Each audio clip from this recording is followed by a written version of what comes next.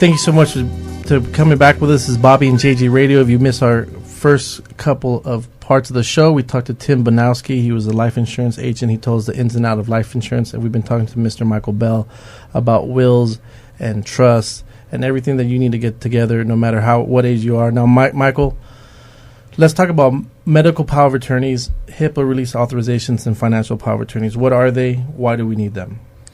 Well, you need a will for when you die.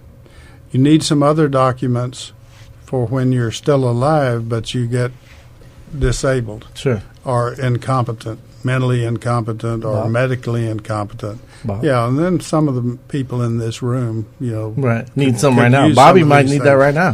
What are we talking about? Exactly.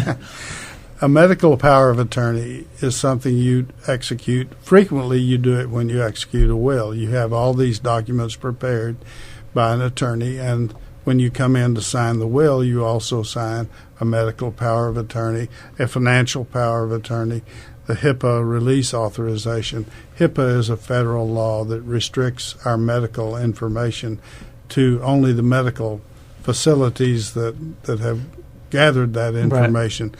But a release authorization is a document you sign that says, I want my family or my wife or my agent or anybody that asks to be given my medical information.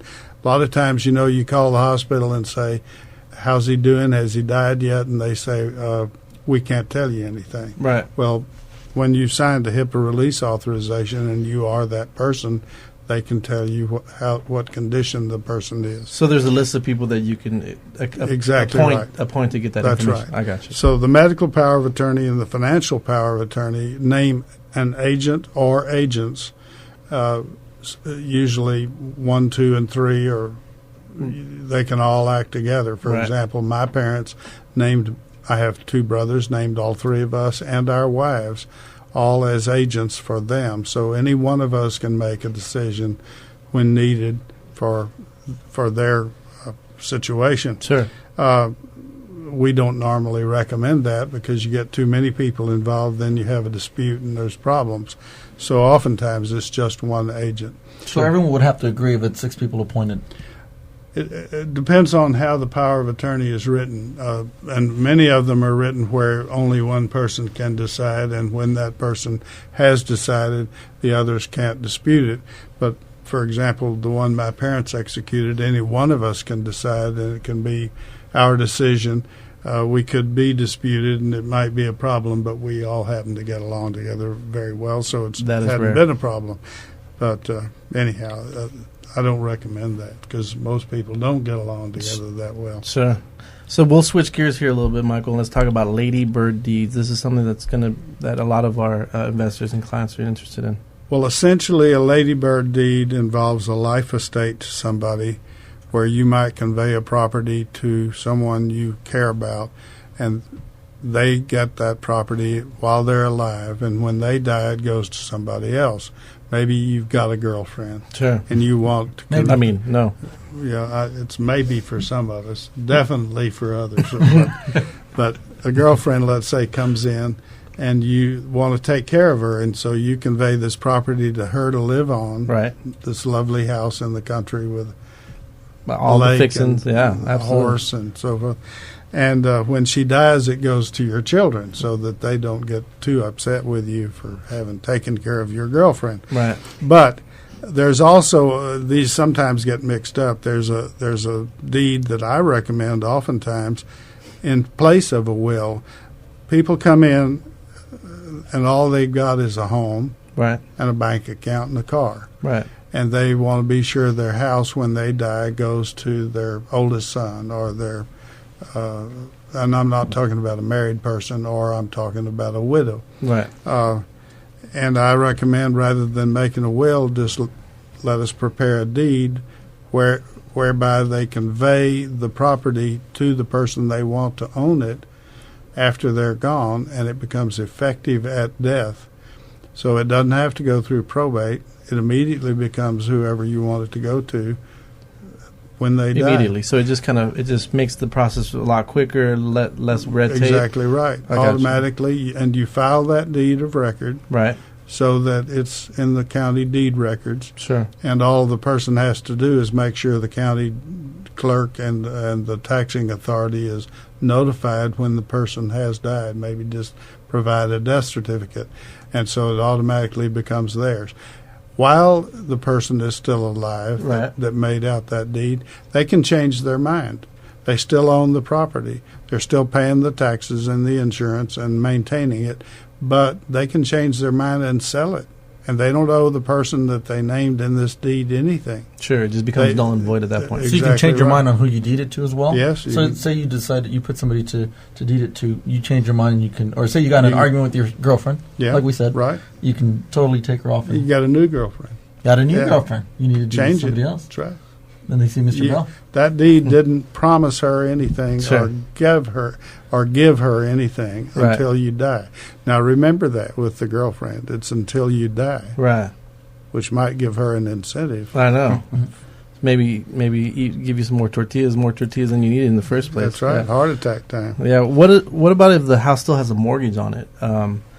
Will the bank? Well, mortgages have to be taken care of by somebody, and if the person that you've given this deed to, first of all, when you convey a property to somebody while you have a mortgage on it, you have committed a breach of the mortgage, unless it's within the close family, the wife or the children. You can name them on your deed. But if it's someone outside your family, you have breached the mortgage, and the mortgage company can call the note and accelerate the obligation. Sure. So I'm talking about the kind of people that usually have a property that's free and clear, and so they can do with it as they please. Sure. If they still owe money on it, that needs to be taken into consideration. So they shouldn't do a ladybird deed until the house is free and clear, or it's close. Better then. Okay.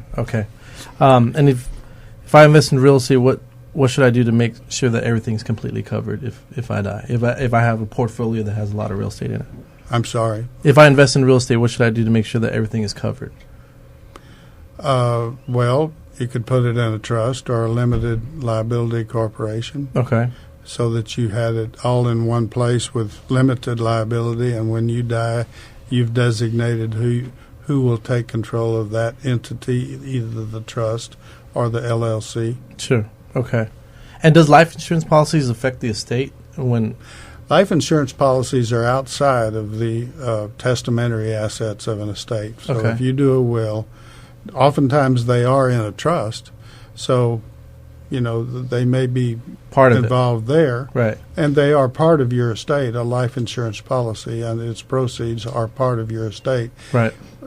More or less. Now, if you bought the policy, it's part of your estate. If you set it up where somebody else paid those premiums and they're going to be the beneficiary, then it's never in your estate. Doesn't belong to you. So if I took an insurance policy out of my business partner, for instance, it wouldn't be good part idea. Of it. Yeah, absolutely.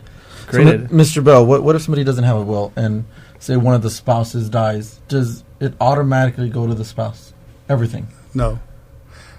Texas is a community property estate, which means everything you acquire once you're married, all the things you acquire together belong to both of you, but divided. One of you owns one half, the other person owns the other half. When a spouse dies without a will, then that half that she or he left goes to other people, mainly children, depending on whether you've had children. And if you haven't had, then your siblings and your parents and other people come into play. It's another reason why it's important to have a will. So you said everything that you acquired while you're married. How about, say I purchased a home before I married her, and I had a mortgage, and I still have a mortgage but it was before I met her. That's your separate property, and you owed the mortgage. She didn't. And so when you marry, it's not hers. It's still yours. And when you die, if you die without a will, then it'll go according to what's called the statutes of descent and distribution to your family members, not to hers. She'll get no part of it. Understand. Great. So this was some really important information that we got from both Tim and Michael. I know for your you have this law firm, and if anyone wants to get a free 30-minute consultation with you or one of your partners, they can go to texaslegalpros.com. That's Texas, not TX, but TEXAS, Texas spelled out, texaslegalpros.com. If they have any questions for you in particular, you're at mbell@texaslegalpros.com, or they can also call the office at 210-417-4167. Again, that's 210-417-4167.